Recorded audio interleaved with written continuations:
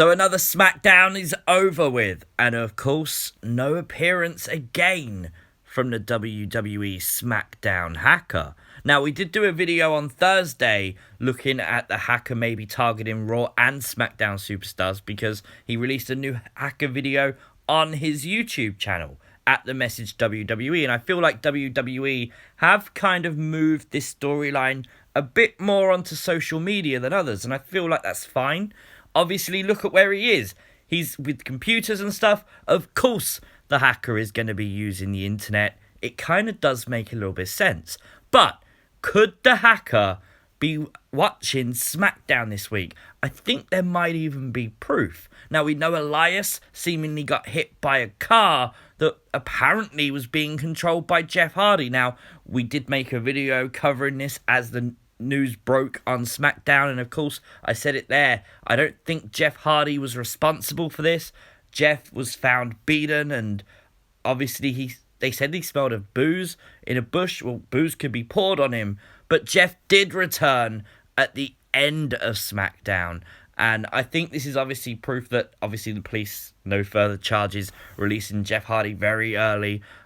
Jeff coming back during the main event of Sheamus versus Daniel Bryan. Sheamus winning a battle royal earlier on in the night.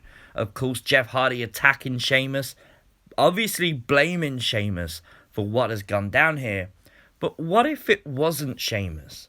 What if the hacker could reveal to Jeff who it really was, starting up a whole new feud for Jeff Hardy? I think that's very possible. And I think maybe even if it was Sheamus, maybe people don't believe Jeff. Maybe the hacker then reveals the truth.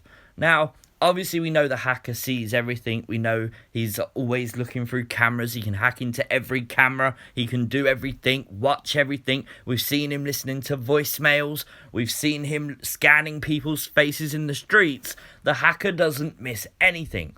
So surely the hacker saw what was going on. Well, obviously I didn't see this the first time, but watching it back, do you see it? No, I don't mean Jason Jordan with a guitar. Very clearly stood right next to them is a woman recording this. Now, Jason Jordan instantly says, stop recording. Now, obviously this is someone WWE is paying, and they could very well be paying her to look like she's just a member of the public filming this. Now, obviously that's possible, but what if that video footage gets into the hand of the hacker? Maybe she's working with a hacker. We said before, we heard about female voice. I have no idea who this woman is at all. I don't think she's any member of any kind of roster, so she could just be an extra. Maybe her phone gets hacked or something like that.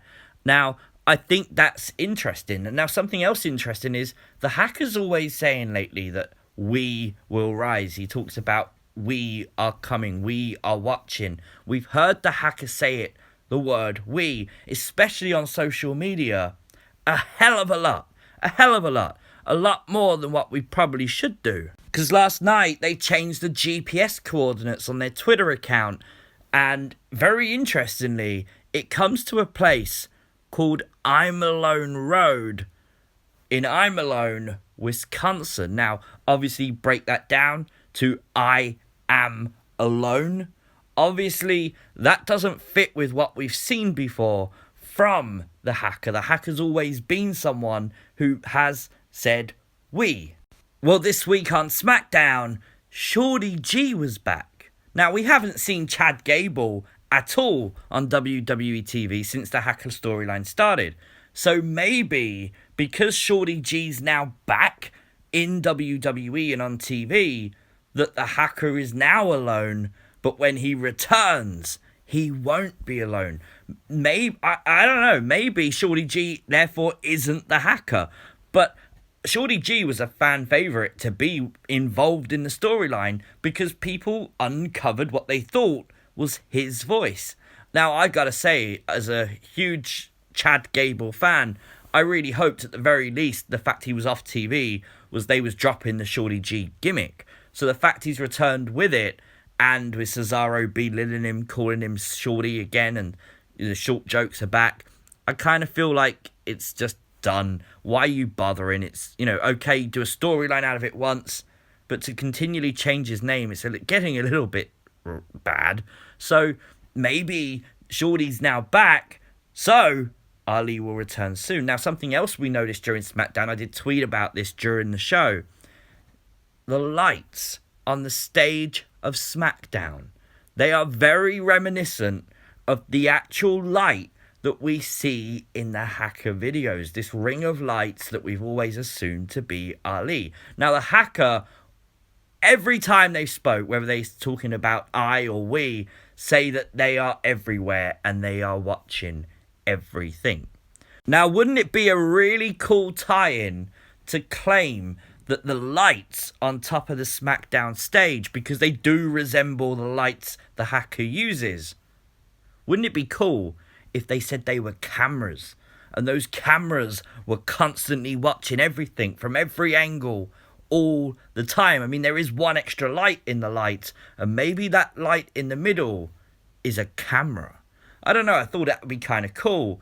But also, if you say those lights potentially could have something to do with the Hacker, that means Ali may not be the Hacker. We've always assumed it's Ali because of the ring of lights on the hand, but the theories have continued that it's Corey Graves, that it's Xavier Woods, that it's Jeff Hardy's been mentioned, CM Punk, I think, is a big favourite, Shane McMahon as well. Well, maybe the light that we see on that ring of lights represents SmackDown lights because they are the cameras and not Ali's ring of lights. I know it's a little bit, pushing it a little bit, but it could be possible. Now, ever since Jeff Hardy's return to the WWE this time round, of course, he has been portraying this story of redemption. We've seen those video vignettes before Hardy returned, and obviously one of them was titled Redemption. Everything Jeff Hardy has done, from his first promo back in the ring, etc., has talked about his problems with addiction. And I feel like what they're currently doing is pushing that to the very max. And I know some fans do not like it. I completely understand why. I personally don't have a problem with it because I feel like it's a great way to prove redemption for Jeff Hardy. Jeff Hardy, I think most of the wrestling fans believe Jeff was completely innocent tonight and he didn't do it. It was a setup. Obviously, it's kayfabe. That's why it's on the WWE show. So when you think about what Jeff is an addict. If you look back through Ali's promo videos, he did a whole promo video where he went around helping people, including someone who was abusing alcohol.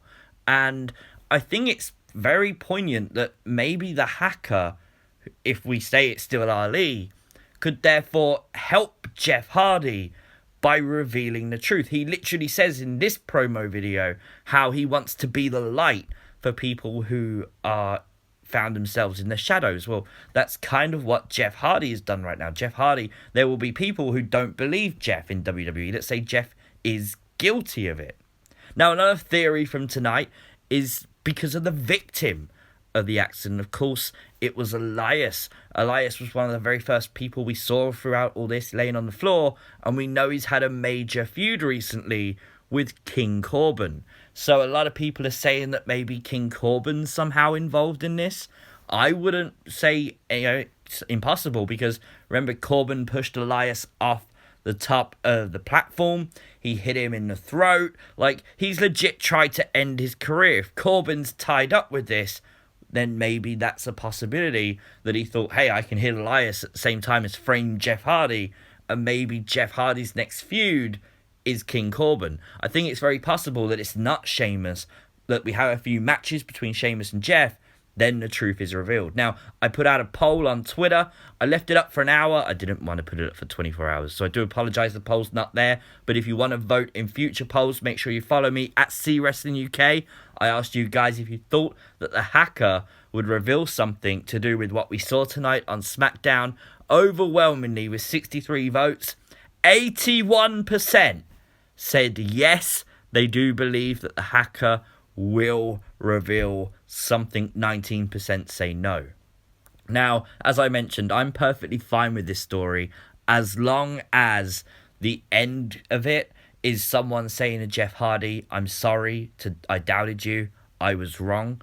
And this is like Jeff's big redemption, that Jeff is basically saying to the WWE Universe, look, you can trust me, I didn't do this. And when that's proven, hopefully a lot of the audience will calm down, because I think it's about 80% don't mind it, and there are that 20%. I've seen Matt Hardy's tweets, I've seen Rebby Hardy tweet, etc., saying that this was in bad taste, and I do understand, I completely get it. But ultimately, I do think it's a way to prolong the Hacker storyline. Obviously, the Hacker storyline, has been rumours it's been pushed back until WWE get live fans back.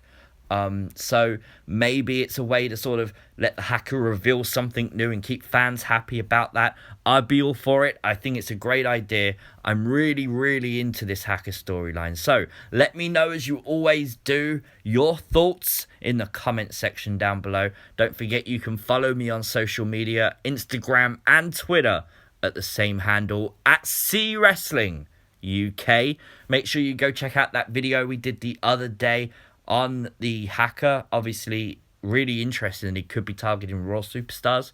Obviously, like the video, share the video, subscribe to the channel if you're new, and I'll see you next time. Peace!